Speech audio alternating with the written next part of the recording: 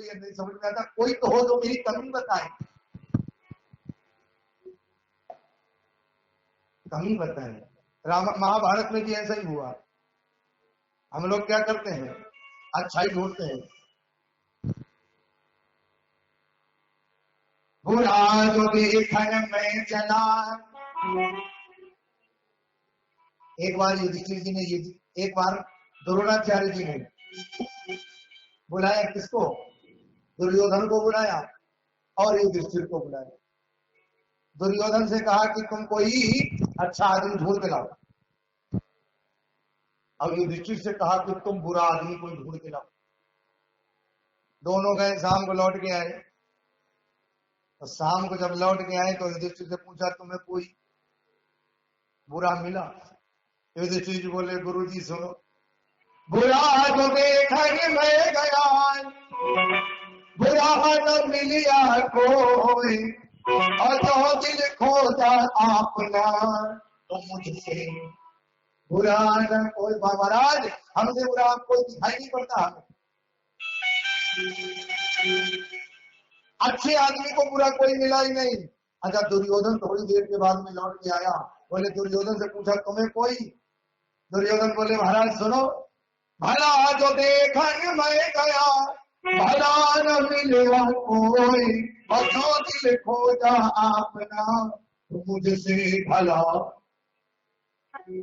दुर्योधन बोलो, हमसे भलो कोई दिखाई ना पड़ो, हम ही सबसे भले हैं। दोनों प्रकृति के लोग हैं। व्यास जी बोले, हमारी कोई गलती तो बताएं, हमें समझ में नहीं आ रहा है। नारद जी बोले, हम बताएं? बोले, कृपा करें। बोले, आपने अपने जीवन में इतने इतने शास्त्र, इतने वेद, इतने पुराण, सब कुछ निर्माण किए, वो केवल इसलिए कि मेरी योग्यता है। और जो ज्ञानी होता है उसको कभी शांति मिल नहीं सकती। दो बातें हैं, एक तो ज्ञानी को शांति नहीं और दूसरे ज्ञानी को मुक्ति नहीं। ये भक्त के लिए दोनों सुलभ है। इसलिए ज्ञानाभिमान को मुक्ति नहीं। व्यास जी ने कहा कि महाराज सब कुछ किया। नारद जी बोले, तो फिर अब आप एक काम करो, हमारी बात मानो, गारंटी मेरी है तुम्हें शांति मिलेगी जरूर। करें क्या? बोले, केवल मेरे कहने से अभी तक तुमने बहुत कुछ अपनी योग्यता के अनुसार अपने अभिमान में किया है, और अब अपने अभिमान को त्याग करके अब तुम केवल भगवान के गुणानुवाद गाए जाए ऐसा एक ग्रंथ का निर्माण करो, जिसमें केवल हरि की चर्चा हो, भगवान के चरणों का ध्यान हो, हरि का कीर्तन हो, भगवान के गुणानुवाद जिसमें गाए जाए, ऐसी एक ग्रंथ की रचना करो। व्यास जी, मैं तुम्हें तसल्ली देता हूं, मैं तुम्हें धीर बताता हूं, ऐसे ग्रंथ का तुमने निर्माण कर लिया तो तुम्हें शांति प्राप्त होगी। अच्छा, ऐसा नहीं है कि व्यास जी ने नारद जी की बात न मानी हो। समझ में आ गया? बोले, हाँ, कमी है, ये मेरी गलती है। मैंने अपने अभिमान के वशीभूत होकर के अपने ज्ञानाभिमान में अपनी योग्यता के अनुसार बहुत कुछ किया, इसीलिए हमें शांति नहीं मिल रही। और नारद जी ने जो भगवान ब्रह्मा जी को नारायण ने शुरुआत में सृष्टि प्रक्रिया के समय 4 श्लोक दिए थे, वही श्लोक 4 नारद जी ने व्यास जी के कान में फूंक दिए, और उन्हीं 4 श्लोकों को लेकर के व्यास जी अब भागवत की रचना के लिए तैयार हैं। लेकिन उम्र जो है, हाथ में कभी कभी देखते हो लोग पेन पकड़ते हैं तो कंपन होने लगता है, चाय पकड़ते हैं तो कपने लगता है। अब व्यास जी कलम पकड़े तो हाथ कपे। अब जब को हाथ कपे तो फिर कैसे भागवत की रचना हो गए? तो व्यास जी ने कही, अब तो हमें को सहारा लेने पड़ी, किनको सहारा लें, और कोई तो समझ में ना आए। प्रथम पूज्य भगवान गणेश को बुलाने लगे, हे विघ्नों के विनाशक, हे गौरी के चंदन, हमारे चरणों में हे भक्तने हे गौरी के नंदने तुम्हारे चरणों में भक्तने और तुम्हें हम सभी कर रहे हैं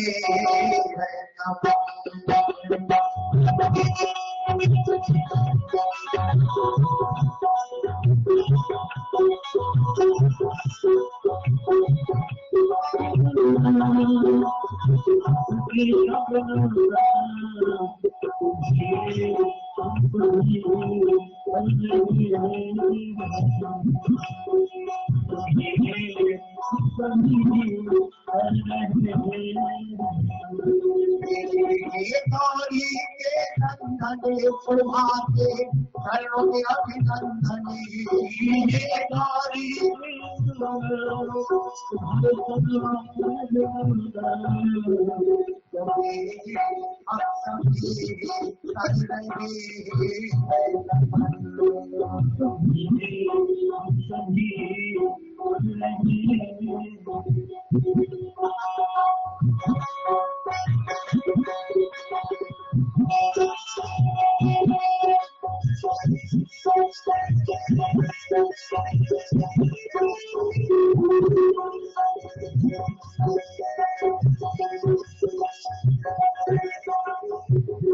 माता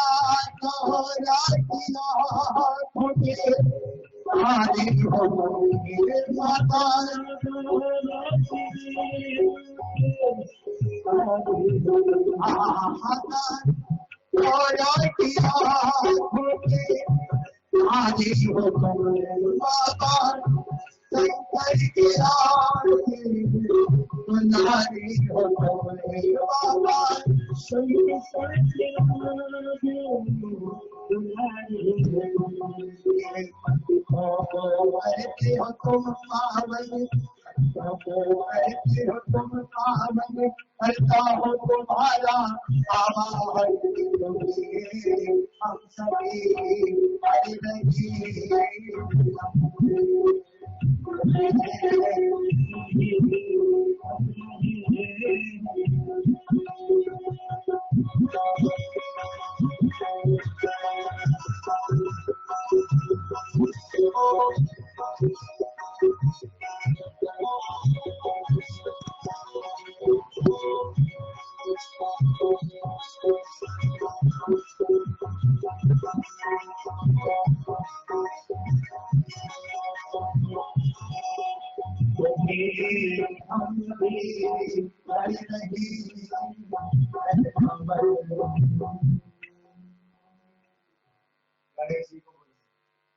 गणेश जी पधारे।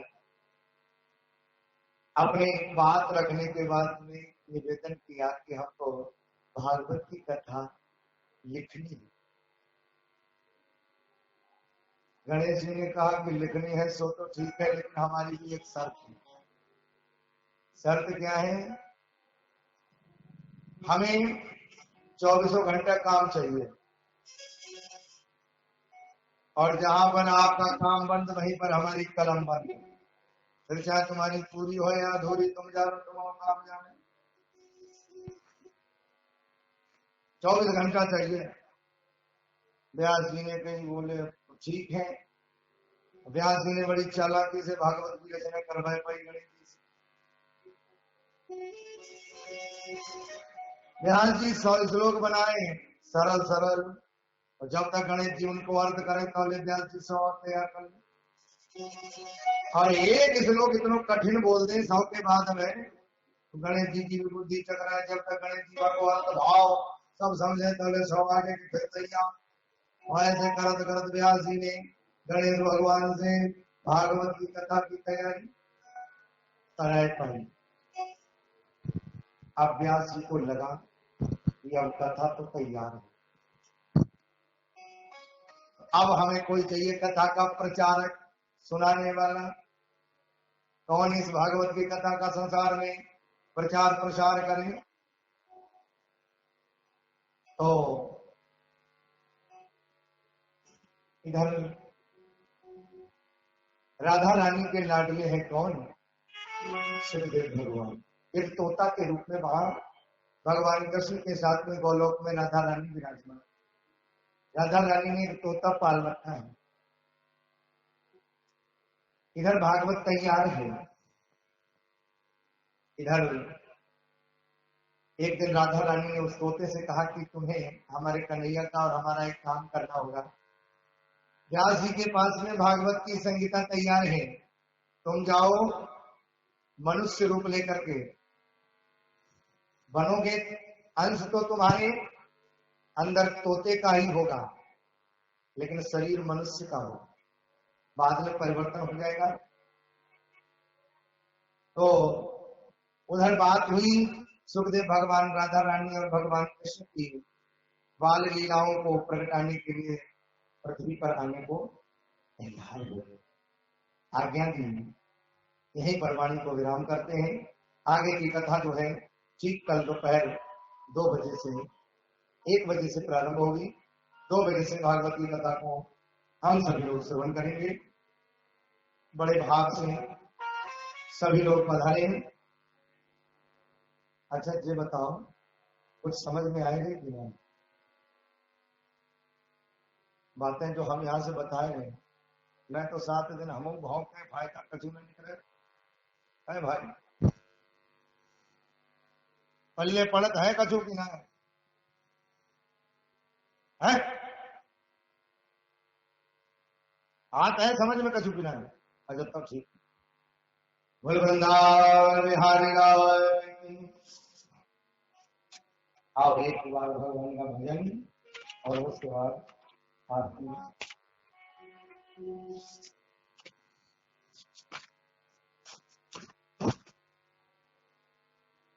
दूसरे से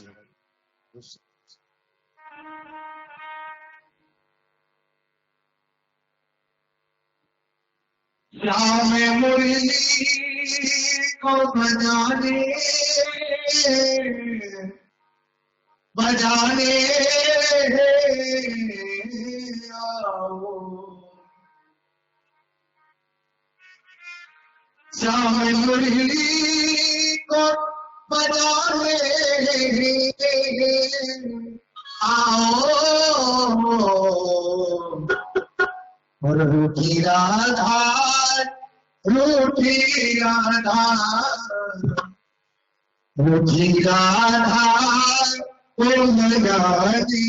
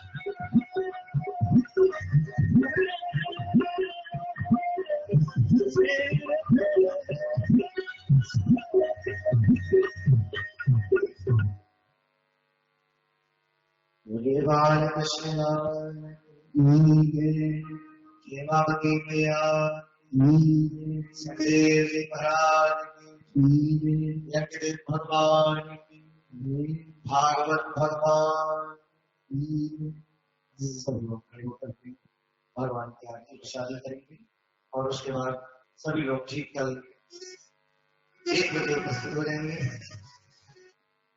और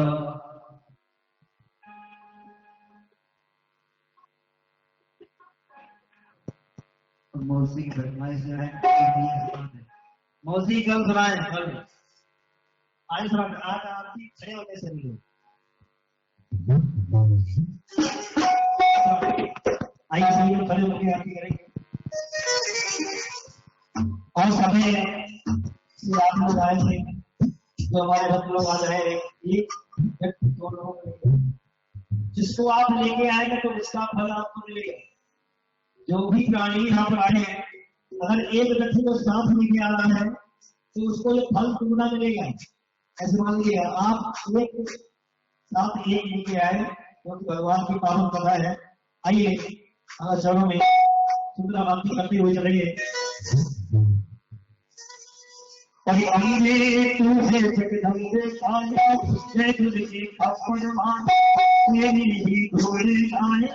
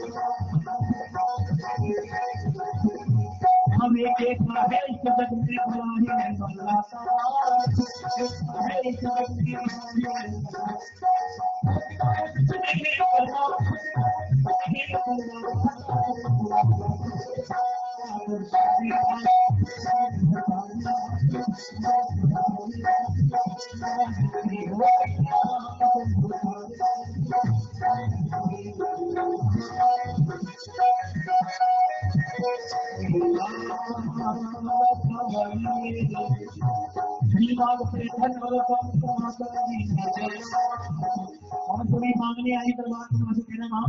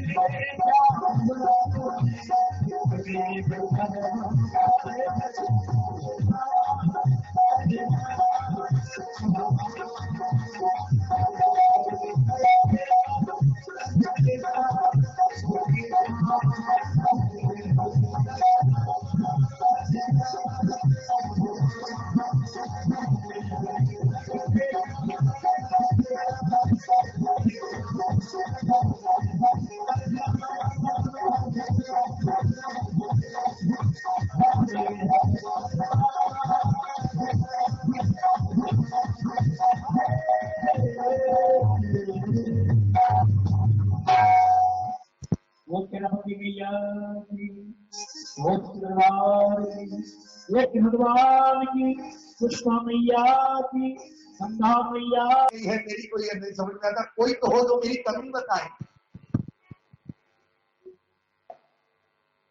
कमी बताए। महाभारत में भी ऐसा ही हुआ। हम लोग क्या करते हैं, अच्छाई ढूंढते हैं।